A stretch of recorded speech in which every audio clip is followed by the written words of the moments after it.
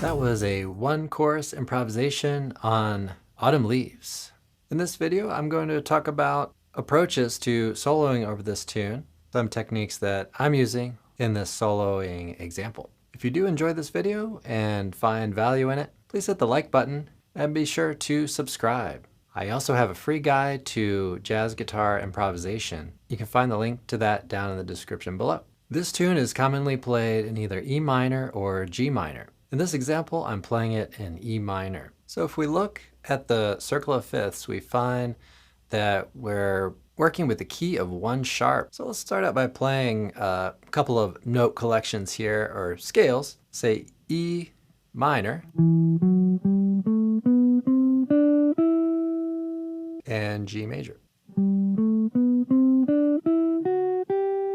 This is important because we're going to have progressions leading to both minor and the relative major. So notice it's the same collection of notes. Each one has just 1 sharp. We want to be able to play a 5-1 to E minor and a 5-1 to major. Outlining a 5-1 in minor, play something like a B7 arpeggio. And notice that we stepped out of our note collection just a little bit. So oftentimes we just nudge the notes, or a note or 2 notes, over by a little bit to get a little more tension. And in the case of minor, we need to do that to get the 5-1.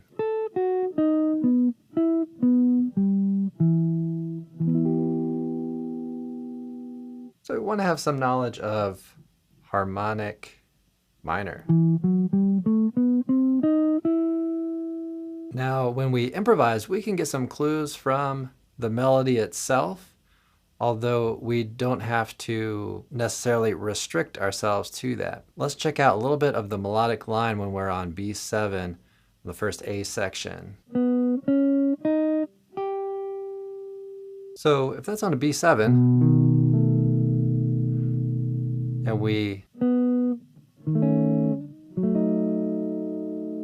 play a couple of those notes, maybe harmonize them, then we notice that not only do we have a D sharp, but we have a C sharp. So that suggests the melodic minor. E melodic minor.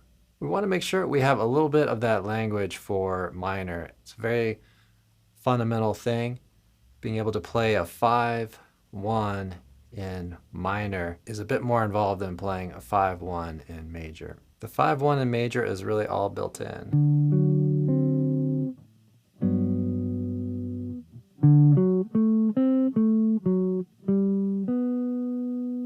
What I mean by that is that the dominant 7th is already there in our note collection. So D7,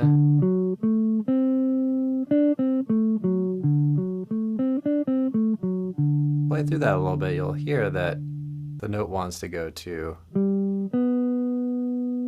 G, maybe B, or even D. Before you even get into 2 5s, make sure you have a really great handle on 5-1s, both in major and minor. So this is a great tune for that. So let's talk a little bit about the 2-5. 2-5 in minor.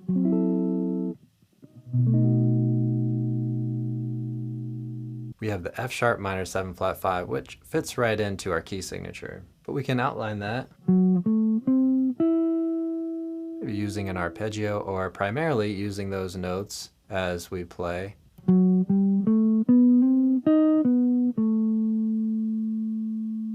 Before we get to the 5. Now we actually can play the same note collection for both the 2 and the 5 in minor.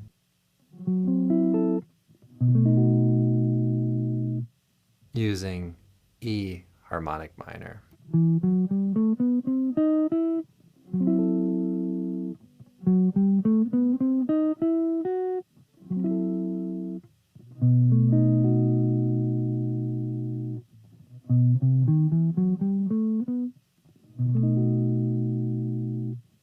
Before we go to E minor. In a similar way, we can put a 2 in front of the 5 chord, which is really, it's in the progression anyway.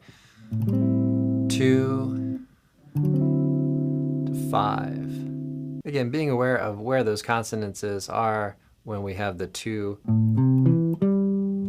Not that we have to exclusively play those notes from the arpeggio, but we want to have an awareness in our ear of where they are and be able to touch on those notes anytime we feel that in the line. Some practice tips on this. Work on the 5-1 progression. Get really good at that. Be able to play that through all the 5 fingerings. And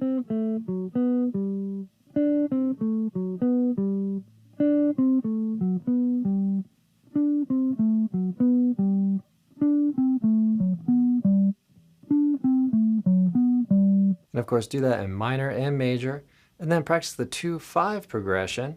Once you have a really great handle on that, play the 2-5-1 progression.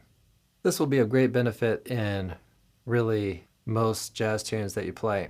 And once you have a handle on the basic 5-1 and the basic 2-5, work at altering the 5 and playing around with different sounds on that. So for example, in the solo, I may be including a flat 9 on the D7, even though it's strictly not in the key.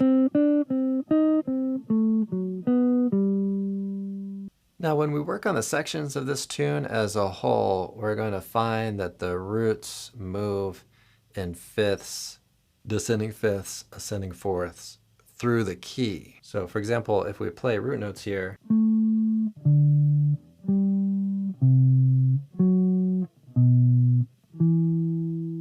okay, then we attach the chord quality to that and we get this nice descending stepwise motion.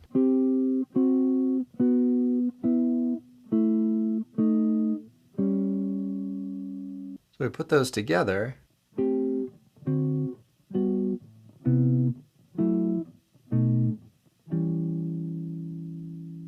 We end up with some very helpful tones that we can follow and call those guide tones. So we have the shell voicings that I just showed you, and we can use those shell voicings to guide our melodic line.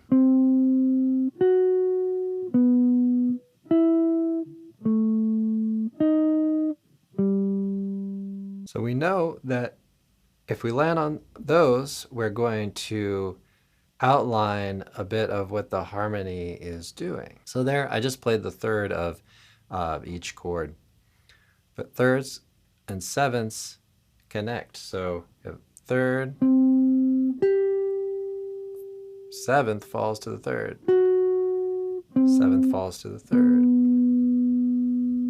and so on like that. So again, being able to switch between the 5 fingerings is really important to be able to play melodic lines that flow and follow a progression, and so that your phrasing also feels natural, because if you're just playing in one fingering, you're limiting what you can do as far as slurs, sliding, hammers, pull-offs. So try playing through the fingerings using the guide tones.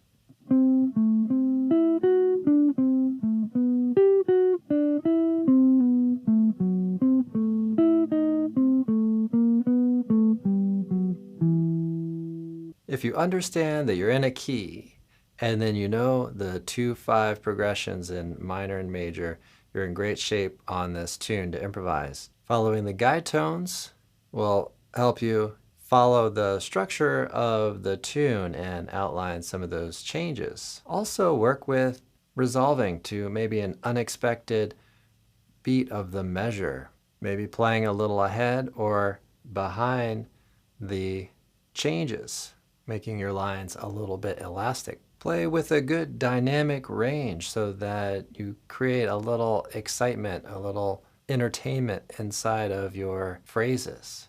Use chromatic tones that land in between the whole steps in particular. There are so many very interesting things that we can do with improvisation, and it's such a fun and exciting art to study and be a part of. Down in the description below, I'm going to include a link to my free guide to jazz guitar. So be sure to check that out, and also check out my website, fretprints.com, where you can sign up for a free trial. We have a lot of exercises on this particular tune, Autumn Leaves. Enjoy your practice session, and I'll see you all in the next one.